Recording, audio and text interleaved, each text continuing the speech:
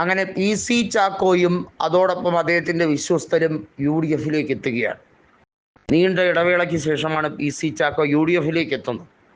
കോൺഗ്രസ്സുകാരനായ പി സി ചാക്കോ യു ഡി എഫ് വിട്ടുകൊണ്ട് ഇടതുപക്ഷത്തിൻ്റെ സഹയാത്രികനായി മാറി. പിന്നീട് എൻ സി പിയുടെ സംസ്ഥാന അധ്യക്ഷനാവുകയും ശരത് പവാറിൻ്റെ വിശ്വസ്തരിൽ ഒരാളായി മാറുകയും ചെയ്ത് നിമിഷ നേരം കൊണ്ടായിരുന്നു. എന്നാൽ തോമസ് കെ തോമസും എ കെ ശശീന്ദ്രനും തമ്മിലുള്ള അഭിപ്രായ ഭിന്നതയും പാർട്ടിയിൽ അതിരൂക്ഷമായി നടക്കുന്ന വടംവലിയുമെല്ലാം പി സി ചാക്കോയെ അസ്വസ്ഥമാക്കിയിരുന്നു. പിണറായി വിജയനോട് കയർത്ത് സംസാരിക്കേണ്ട അവസ്ഥയിലേക്ക് പി സി ചാക്കോ എത്തിയപ്പോൾ മതി എന്ന രീതിയിലേക്ക്, അതായത് ഇനഫ് ഈസ് ഇനഫ് എന്നൊരു ചൊല്ലുണ്ട്. പിണറായി വിജയൻ വളയ്ക്കുകയല്ല, ഒടിച്ചിരിക്കുകയാണ്. സർവ്വ മുന്നണി മര്യാദകളെയും ലംഘിച്ച പിണറായിയുമായി ഇനി ചുമ്മാ കൊമ്പ് കോർത്തിട്ട് കാര്യമില്ല. ഒന്നാമത്തെ കാര്യം, ജനങ്ങളിൽ നിന്ന് അദ്ദേഹം ഏറെ അകന്നു കഴിഞ്ഞിരിക്കുന്നു. അതുകൊണ്ട് ഇനിയൊരു തിരിച്ചുവരവ് പിണറായി വിജയന് ഉണ്ടാകുകയില്ല. ഇടതുപക്ഷത്തിന് ഇനിയൊരു മേൽഗതി ഉണ്ടാകുകയും എന്ന് വിചാരിക്കാനേ വയ്യ. അതുകൊണ്ട് തന്നെയാണ് പി സി ചാക്കോ നേതൃത്വത്തിലുള്ള എൻ സി പി വിഭാഗം കൃത്യമായി യു ഡി എഫിലേക്ക് ചേക്കേറാൻ ആലോചിക്കുന്നത്. അത് എല്ലാ രീതിയിലും അംഗീകരിക്കാൻ യു ഡി എഫ് നേതൃത്വം തയ്യാറാവുകയും ചെയ്യുകയാണ്. എന്നാൽ അജിത് പവാർ വിഭാഗം യു ഡി എഫിനകത്ത് നിൽക്കില്ല എന്ന് ഉറപ്പിച്ച് പറഞ്ഞ് അവർ എൻ ഡി എയുമായി സഹകരിക്കാൻ തീരുമാനിച്ചിരിക്കുകയാണ്.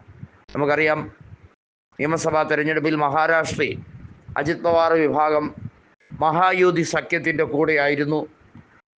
41 സീറ്റുകളാണ് അവർ നേടിയെടുത്തത്. ലോക്സഭയിൽ കനത്ത പരാജയം അജിത് പവാർ ഏറ്റുവാങ്ങിയെങ്കിലും നിയമസഭാ തെരഞ്ഞെടുപ്പിൽ സാമാന്യം മികച്ച പ്രകടനം കാഴ്ചവെക്കാൻ കഴിയും. വോട്ടിംഗ് തിരിമറി ഉൾപ്പെടെയുള്ള കാര്യങ്ങളിൽ കോൺഗ്രസ് പിടിയാലെ നിൽക്കുന്നുണ്ടെങ്കിലും അവിടുത്തെ റിസൾട്ട് വെബ്സൈറ്റിൽ പറയുന്നത് പ്രകാരം അജിത് പവാറിന് നേട്ടമുണ്ടാക്കിയിരിക്കുകയാണ്. എങ്ങനെയായിരിക്കും ഭാവി കാര്യങ്ങൾ എന്നതിൽ അനിശ്ചിതത്വമുണ്ടെങ്കിൽ പോലും അജിത് പവാറിൻ്റെ ഫാക്ഷൻ, അവരുടെ അനുകൂലികൾ, കേരള ഘടകത്തിൽ ഉള്ളവർ, അവർ കൃത്യമായി ബി ജെ പിയുമായി സഖ്യം ചേരാൻ ഉറപ്പിച്ച് തീരുമാനിച്ചിരിക്കുക. അതോടുകൂടിയാണ് രണ്ട് വിഭാഗമായി ഒരു പിളർപ്പിലേക്ക് നീങ്ങുന്നത്.